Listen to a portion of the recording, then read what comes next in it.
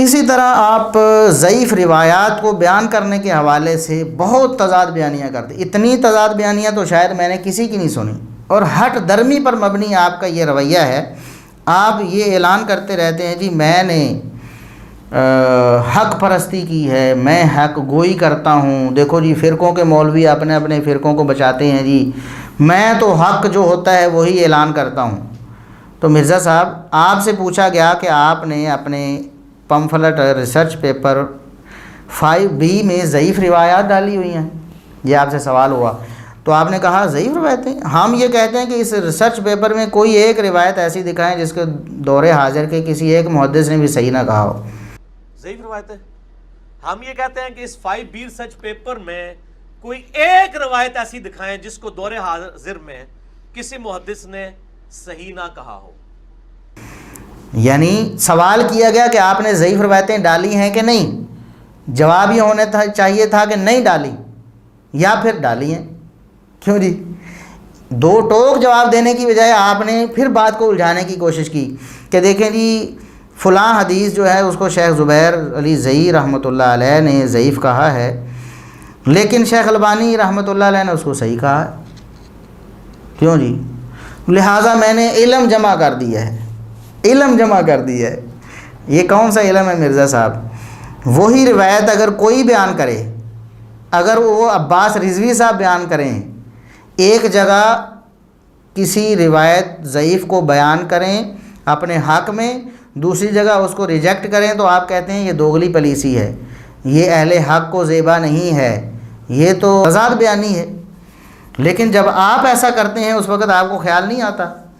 خود آپ نے کئی مقامات پر، وہ ہم ویڈیوز جو ہیں وہ لنک ان کے ڈسکرپشن میں دیں گے، لوگ دیکھیں گے۔ پہلے بھی ہم نے ایک پوری ایک چھوٹی سی ویڈیو بنائی تھی جس پر آپ کو دکھ ہوا تھا اور آپ نے ہمارا چینل بلاک کروایا تھا نا، یوٹیوب کی منت سماجت کر کے۔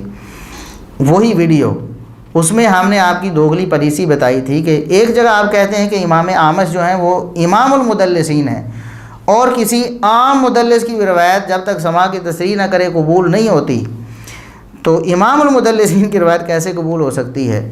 تو امام المدلسین کی روایت کوئی بیان کرے تو آپ کہتے ہیں یہ فتنہ ہے، ضعیف روایات کے فتنے کے خلاف میں نے لیکچر دیا ہوا ہے، امام مسلم کا مقدمہ میں نے پڑھایا ہوا ہے۔ اللہ کے بندے، امام مسلم کا مقدمہ آپ کو کوئی یاد نہیں رہتا؟ امام مسلم نے کیا ایسا اصول لکھا ہے کہ مدلس کی روایت جب آپ کے حق میں آ رہی ہو تو اس کو علم کہہ کے جمع کر دیں، اوپر سر ورق پہ لکھ دیں کہ صحیح الاسناد روایتیں ہیں؟ یا تو آپ لکھیں جی میں نے علم جمع کیا ہے، محدثین نے اگر کسی ایک محدث نے صحیح کہا ہے باقیوں نے ضعیف کہا ہے میں نے پھر بھی درج کر دی، لیکن آپ سر ورق پر لکھ رہے ہیں کہ یہ صحیح الاسناد روایتیں ہیں، ضعیف روایات کے فتنے سے بچنے والوں کے لیے یہ پمفلٹ لکھا گیا ہے۔ پھر آپ اس میں ضعیف روایتیں ڈال رہے ہیں جو آپ کے نزدیک بھی ضعیف ہیں، آپ کے نزدیک پکی ضعیف ہیں، ان میں کوئی شبہ نہیں ہے، پھر بھی آپ اسے ڈالتے ہیں اور اوپر سے کہتے ہیں کہ میں نے علم جمع کیا ہے۔ دیکھیں آپ نے جامع ترمذی کی ایک روایت اپنے پمفلٹ میں نقل کی، عبید اللہ بن زیاد کے ناک میں سانپ گھسنے والی۔ اب اس میں وہی اعمش امام المدلسین کھڑا ہے جس کو آپ نے کہا کہ اعمش جو ہیں وہ امام المدلسین ہیں، اور یہ پیٹ رول ہے صحیح مسلم کے مقدمے میں، محدثین کا اجماع ہے کہ مدلس کی ان والی روایت سماع کی تصریح کے بغیر ضعیف تصور کی جاتی ہے، اور سفیان ثوری اور اعمش یہ دو امام المدلسین ہیں، کیونکہ یہ ضعیف راویوں سے بھی تدلیس کیا کرتے تھے، یہ سب سے ورس ترین قسم ہے تدلیس کی۔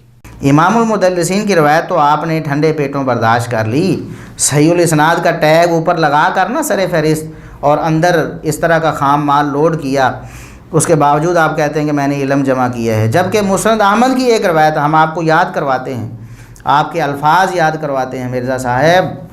آپ نے کہا کہ مسند احمد کی ایک روایت ہے جس میں حسنی بصری مدلس ہیں، اور علامہ البانی رحمۃ اللہ علیہ نے اس کو صحیح کہہ دیا یا اس کو حسن مان لیا۔ آپ نے کہا ان کا موقف باطل ہے، یہ جعلی روایت ہے۔ حسن بصری کو آپ نے امام المدلسین نہیں کہا، امام المدلسین تو آپ نے امام اعمش کو کہا ہے نا، امام اعمش کو امام المدلسین کہا ہے، تو حسن بصری تو بیچارے عام مدلس ہوں گے نا۔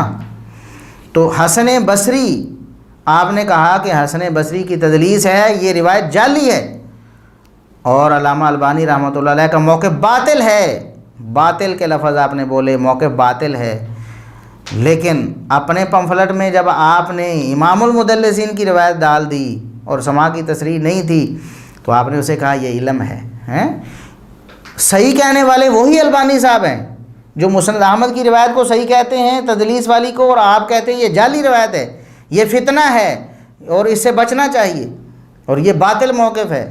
اور وہی البانی صاحب اسی تدلیس کی وجہ سے اور امام المدلسین کی تدلیس کو نظر انداز کر کے اس روایت کو صحیح کہتے ہیں، تو آپ پھر بھی کہتے ہیں میں نے علم جمع کیا ہے۔ دیکھیں ہمارا اختلاف اس بات پہ نہیں ہے کہ آپ نے روایت کیوں لکھی ہے، ہمارا اختلاف یہ ہے کہ آپ نے جھوٹ کیوں بولا ہے۔ جھوٹ یہ ہے کہ آپ نے سرے ورق پر لکھا کہ ضعیف الاسناد روایات سے پاک ہے یہ پمفلٹ، جبکہ آپ بھی کہتے ہیں محدثین کا یہ پیٹ رول ہے، آپ کے الفاظ ہیں نا، وہ لنک ڈسکرپشن میں آپ دیکھ لیں، وہ ویڈیو پوری ہم نے ڈال دی آپ کی دوگلی پالیسی والی۔ پیٹ رول ہے محدثین کا کہ مدلس کی آنے والی روایت جو ہے وہ کیا ہوتی ہے؟ ضعیف ہوتی ہے نا۔ تو آپ مان رہے ہیں کہ روایت ضعیف ہے، پھر اس کو علم کا نام دے رہے ہیں۔ یہ کون سا آپ نے لیکچر لوگوں کو دیا ہے جی ضعیف روایات کے فتنے سے بچنا؟ وہ لیکچر آپ کو خود سننا چاہیے دوبارہ، اور امام مسلم رحمۃ اللہ علیہ کا مقدمہ آپ کو پڑھنا چاہیے، اور پڑھ کر اس کو سمجھنا چاہیے کہ آپ کو امام مسلم جاہل کہہ رہے ہیں۔ آپ نے کہا تھا نا محدثین کو امام مسلم نے جاہل ڈکلیئر کیا ہے، محدثین کو تو نہیں کیا تھا، اس پر تو ہم نے الحمدللہ بعد دلیل بات کی تھی، پورا کلپ موجود ہے کہ مرزا صاحب پر امام مسلم کا مقدمہ، وہ بھی الحمدللہ لوگوں نے دیکھ لیا ہے، آپ کی علمی حیثیت واضح ہو گئی ہے۔ تو محدثین کو تو نہیں کہا تھا، آپ کو تو لازمی کہا نا کہ آپ کو جاہل ڈکلیئر کیا امام مسلم نے، خود آپ کے بقولی کہ جو ضعیف روایات کو بغیر بتائے کہ یہ ضعیف ہے۔ کیوں جی؟ یہ الفاظ آپ کے امام مسلم رحمۃ اللہ علیہ فرماتے ہیں جو بغیر بتائے ضعیف روایت نقل کرتا ہے وہ ایک تو شہرت کا طالب ہے کہ میرے پاس بڑی روایتیں ہیں۔ کیوں جی؟ امام مسلم مقدمے میں یہی فرمایا نا، ایک تو وہ شہرت کا طالب ہے کہ میرے پاس بڑی روایتیں ہیں، 200 روایتیں میں نے جمع کی تھی، 72 صحیح الاسناد روایات۔ امام مسلم کے بقول آپ شہرت کے طالب ہیں، اور دوسرا امام مسلم نے آپ کو جاہل ڈکلیئر کیا ہے، اس لیے کہ آپ کو یہ نہیں پتہ کہ ضعیف روایت دین میں فتنہ ہوتی ہیں، اور اس فتنے کو آپ علم کا نام دے رہے ہیں۔ ہٹ درمی تو یہ ہے، ہٹ درمی پر مبنی ہے مرزا صاحب آپ کا رویہ۔ آپ کو چاہیے تھا کہ آپ اعلانیہ رجوع کرتے، یا تو اپنے پمفلٹ کے شروع سے وہ صحیح الاسناد والی بات ختم کر دیتے کہ ضعیف الاسناد روایت سے پاک ہے، یا پھر وہ روایت نکال دیتے۔ آپ الٹا اس کو کہہ رہے ہیں میں نے علم جمع کیا ہے، اللہ کا خوف نہیں آتا آپ کو؟